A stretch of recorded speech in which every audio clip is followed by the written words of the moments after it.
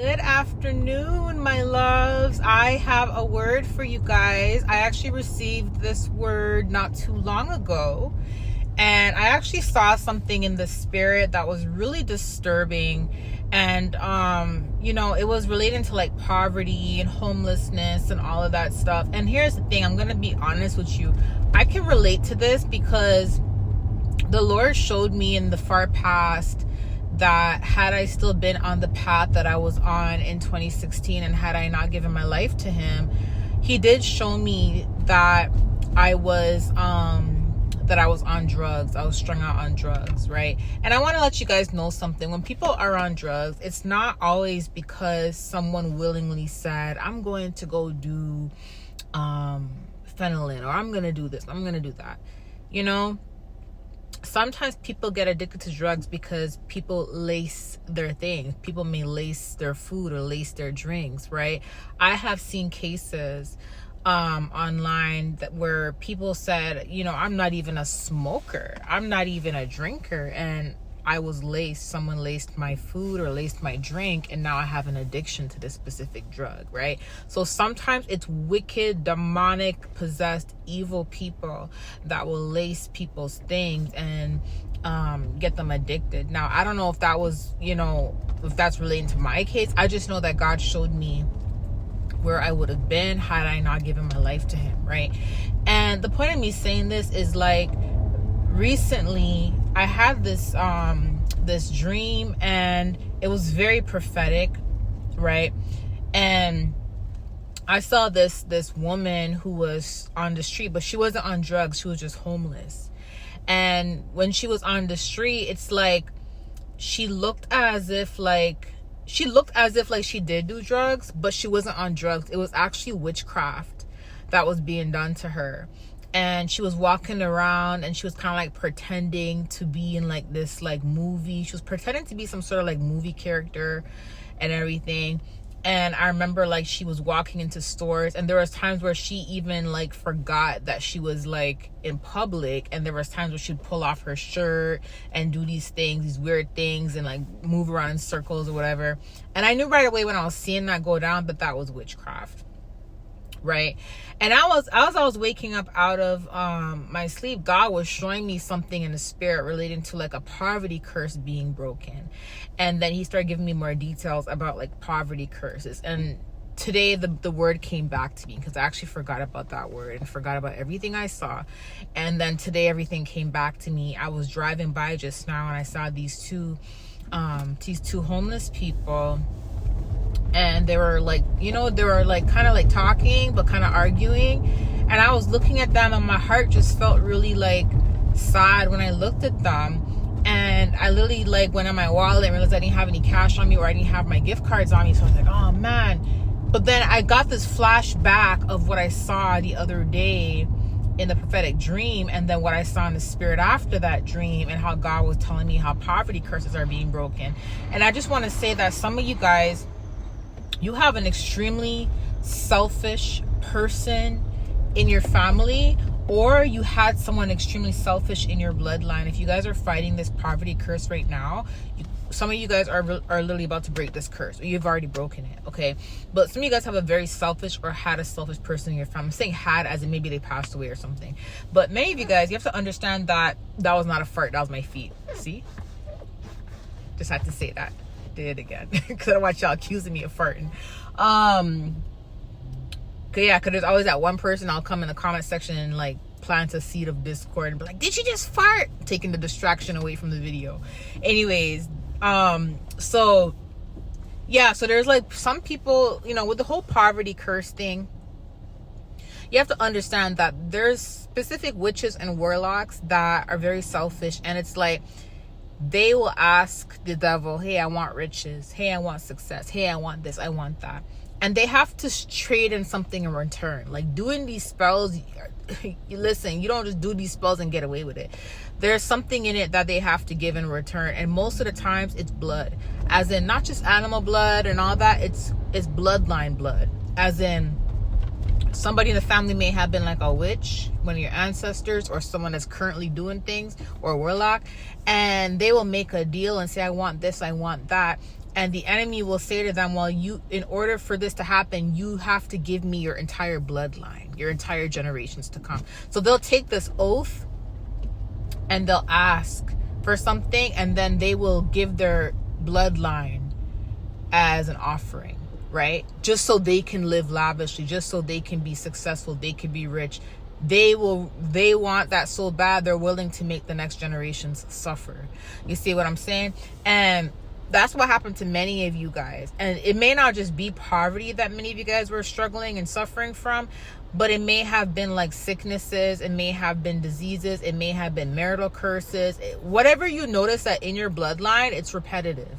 As in, like, you're noticing that not only is your mom doing this, but your grandma went through this, your great grandma went through. You're noticing it's like a repetitive pattern in the bloodline. That's when you know there's generational curses that have to be broken, is when you notice specific patterns. And one of the most common patterns are, one, marital curses, but in this particular case, poverty, right?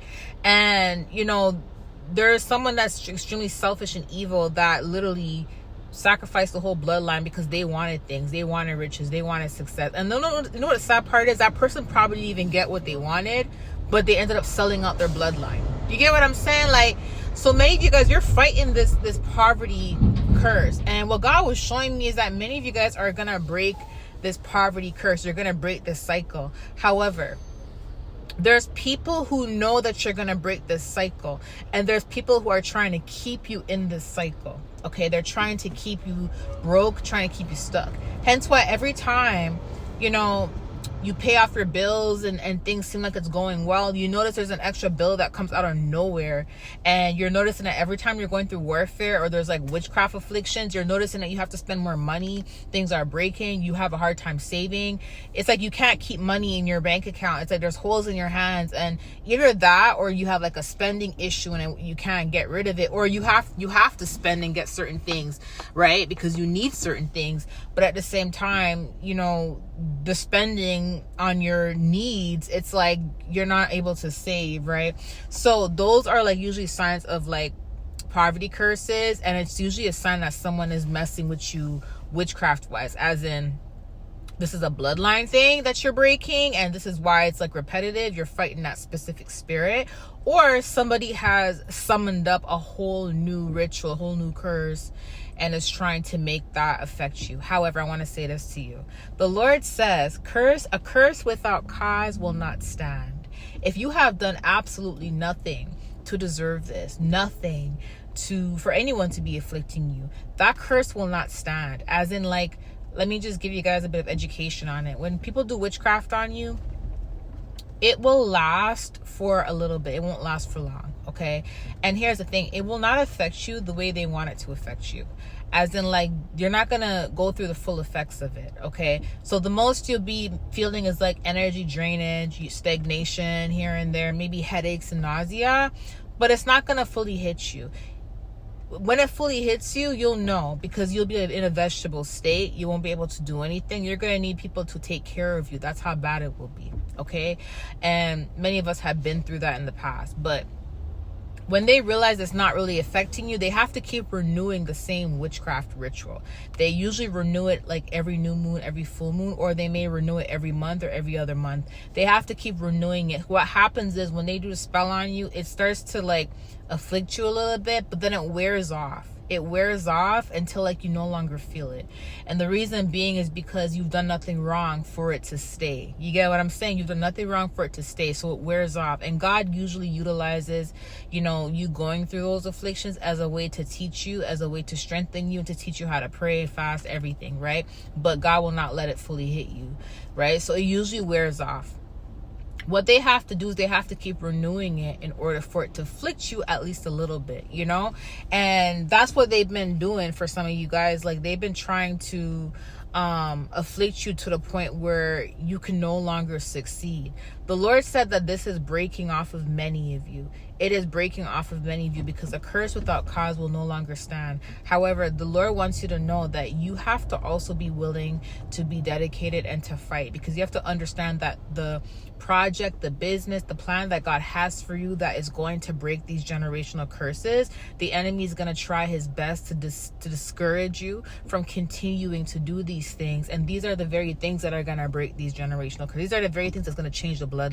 When I mean that God is setting you guys up for success, he is setting many of you guys up for success. And this is why, like, whenever you try to work on your business, or whenever you try to work on a project, or whenever you try to, like, you get a job and you're finally comfortable and you're making good money, and then all of a sudden there's problems in the workplace, people keep ganging up on you, and you're like, what's going on?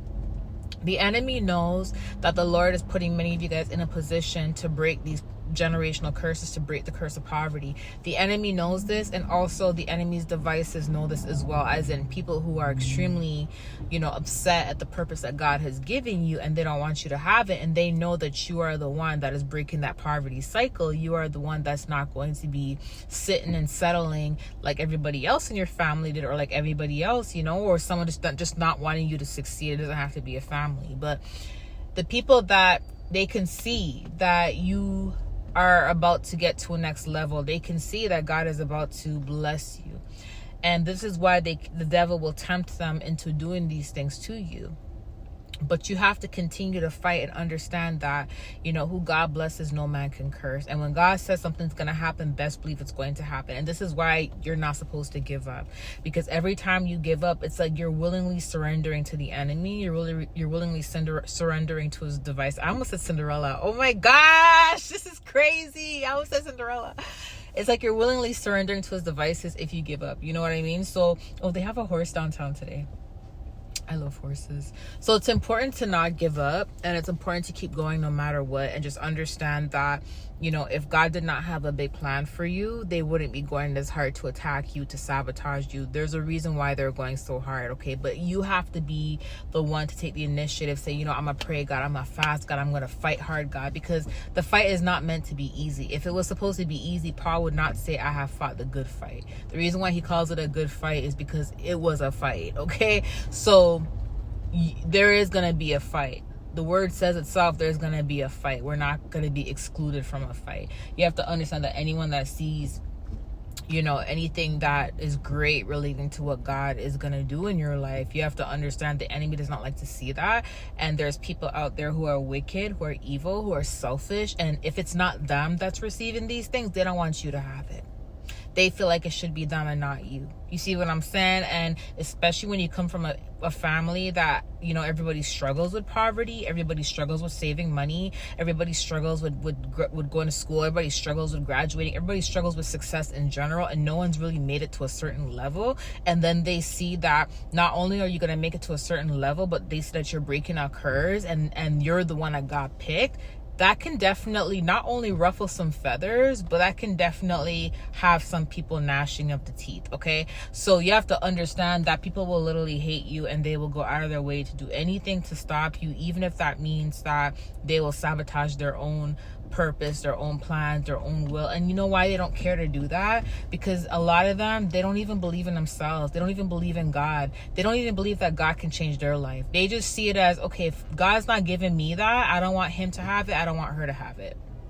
They don't believe that they're strong enough themselves, or that, they're wise enough or smart enough, and they're capable of succeeding as well. They're capable of getting out of these curses as well. They don't believe that, because they don't believe in, if someone's trying to sabotage you, that means they don't love you. And if they don't love you, that means they don't love themselves. You see what I'm saying? Like, they can't love you if they don't love themselves, right? So they're not going to see, past the veil. They're going to keep the veil of wickedness over their eyes, and that's all they're going to be focused on. They're not going to see past the veil. They're not going to see the light unless they truly repent. And most of them, they're just more focused on me. Why not me? Why her? Why him? Why not me? And because of that, it's like they don't really care to try to sabotage you. So God wants you to fight, because many of you guys, you are breaking the spirit of poverty. After I had that specific dream where I saw the woman and she was like homeless, but I knew it wasn't drugs that she was on. It she was literally like under witchcraft. As I woke up and I saw in the spirit, I saw God showing me in the spirit that the poverty curse was going to be broken, and that many people were wishing poverty on your life. They were wishing poverty on your life. Let me ask you guys a question, and I can literally attest to this. Okay, when I was younger and I was living in like really bad neighborhoods, I noticed that, you know, the people in my family who were afflicting me with witchcraft, I noticed they had no problem coming to my house when I was struggling, when I had no food, when I didn't have anything. They had no problem coming to my house to see how I was living. And you know why they had no problem coming? Because when they saw me struggling, it made them feel good. It made them feel superior. It made them feel like they're above me. It made them feel good to see me struggle. You know why? Because they didn't want to see me doing better than them, right? They didn't want to see me doing better than them. But I noticed, like, when I first moved into my first condo and I would invite the same family members over, I'm talking about the ones that afflicted me, when I would invite them over, they never came to the condo. They never wanted to come to the condo. And there was one time in 2016 when I was going through a heavy attack, and the family member came to help me get my stuff. And when I came there, she was so uncomfortable. Like, she didn't feel like she belonged there. It was like she felt so out of place because of like how everybody was dressed, like, you know. And I remember, you know, one of the male family members that was there, he was like, oh, people like us don't belong here. That's what he said. People like us don't belong here. Basically saying like, we don't belong in nice places like this. So that alone showed me the scarcity mindset they were both operating from. That alone showed me the poverty mindset they were both operating from. And the reason why I was able to get there, even though I was not in the best place in my life, but I was able to get to a place like that, was because I knew that in order for me to elevate in my life, in order for me to succeed and to break a poverty curse and scarcity mindset, I had to surround myself with people who are actually moving forward in life, who are actually elevating, because that was going to encourage me and motivate me. I noticed when I stayed around people who had a scarcity mindset, it felt like I was being trapped and I was being imprisoned and I was hindering my own growth, right? So that's what I mean when I say like some of these people, their mindset is already like stuck on, I don't deserve this, I don't deserve that, or this is not for me, this is not for that. But children of God, we don't think like that. We may have moments where we're insecure. We may have moments where we like doubt certain things, and then we have to go back and pray and get back into our faith. But we are not like that. Like we know that we have a lot to offer. We know that we are truly blessed. We are truly blessings in people's lives. We know we are truly blessings in our lives, and we know that we can do anything because it's God who is strengthening us. And this is all, a lot of the time this is taught in a church too. They try to teach people in a church that they have to live in poverty and and that's not true. I always go back to the references of how God took care of his main chosen ones in the Bible, and how they were always taken care of. Even though they were humble and didn't care about that stuff, God still poured on them. You know why? Because their heart, and they were able to give back. You see what I'm saying? So I knew that God did not want us to struggle from since I was like young, right? And a lot of people have that mindset, and because you don't have that mindset and you're like, God, I want the best for me, my children, my next generations to come, etc., and you don't have the mindset of struggling, they will get mad at you just because of your mindset. Just because the Lord renewed your mind and you see a lot more than what you're accustomed to or what you're used to, they will get mad at you because of that. And then don't you notice, because I noticed this, don't you notice that when they afflict you with witchcraft, it's like your mind is always stuck on struggling? You see what I'm saying? Like, it's like witchcraft can manipulate you into thinking things or into staying in specific cycles. You know what I mean? Witchcraft is so manipulative. Like, it can trick you into staying in specific cycles. It can trick your mindset. Right? So that's what I mean when I say that God wants you guys to fight too. He doesn't want you guys to only be like, oh, no, fight. He has a plan for you. He has way more than what you have ever imagined. But you have to want it. You have to want it. You have to believe. You have to have faith. You have to have enough faith as a mustard seed, small as a mustard seed. You have to want it. And this is why no matter what goes on in your life, no matter what anybody says to you, no matter how much stagnation you are facing, go out of your way to do and to complete whatever he tells you to complete. Because when God says, hey, this is my assignment for you, these are my instructions for you, best believe whatever that assignment is or whatever that business is, there is success connected to it. There is elevation connected to it. There is a breaking of generational curses connected to it. And this is why he always pushes us to complete it. Because he's trying to help us get out of things that we don't deserve to be in. He's trying to help us get out of cycles. Right? So anyways, I wanted to share that with you guys. I love you guys. Many of you guys are coming out of poverty. And I'm just so happy for you guys. I love you guys. I'll talk to you soon. Bye.